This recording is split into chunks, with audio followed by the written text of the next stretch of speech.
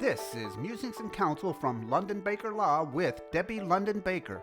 What are some of the key surprises that people generally don't know about when they will cause a lot of distress after they fail, not doing a plan out properly? Because what you do is so important, and some people think that, oh, I've got plenty of time, I'm healthy, and because we just don't know from day to day, do we? No, no. So the things I do is they put it off. They put it off until whatever, whatever that looks like. Which is, I think, for me, it's the not appreciating. You've heard me say this, and I love saying it because it's just funny.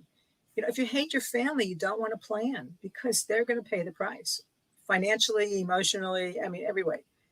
If you care about your family, you do it to save them grief. So it's the person who puts it off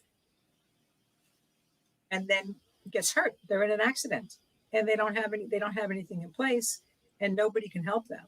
I mean, they're not married. So spouses can generally step in and talk to doctors and make decisions without necessarily a legal document. But if you're a single person with siblings and you haven't designated somebody to help you in the event of an injury or something like that, you're out of luck. Doctors would be foolish to speak to the sibling.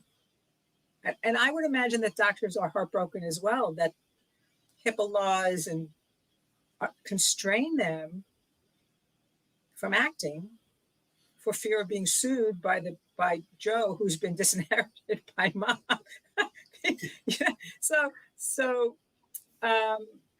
So those are the things that break my heart. People who have no. Florida is really interesting, which I didn't come to learn until 3 years ago when I was doing a workshop, and a gentleman said Florida has the unique. I don't know if it's totally unique, but it's one of the few maybe who have a requirement for the people who represent you for your personal representative or executor in your will, where they must be a blood relative, regardless of where they live, or live in the state of Florida. So you could be my best friend for 30 years, Steve, and I could have made you my executor, okay? Because I didn't want to burden my husband. It wasn't about him. I just want burden. As soon as you move to Georgia, you are no longer eligible to serve because you are not a blood relative. You're not a blood relative. So it's not relative by marriage. It's blood relative. And people don't understand that. So actually, I'm doing a workshop tomorrow at an adult congregate care retirement community where you move in 55 plus, and it takes you through the end of life. And I would venture to guess there are people in that room who will have wills that they did years ago, who appointed somebody who, forget the age, have moved. And they're not aware, they can't serve. So now what's happening, people move to Florida and they don't have anybody because everybody they have, their family is no longer around. They don't live anymore. And they have no children and all their people are up north. And they don't have anybody to appoint.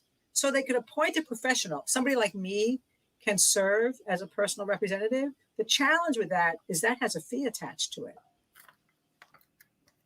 I mean, not the upfront fee of creating the documents, but if I have to be your personal representative for your state, I'm going to get part of the proceeds of the estate, however large or small it is.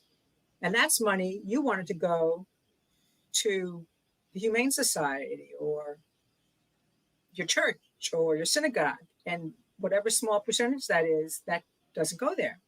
It's really heartbreaking. It's heartbreaking to hear people, we don't have anybody. This has been Musings and Counsel from London Baker Law. Learn more at londonbakerlaw.com. Thanks for listening.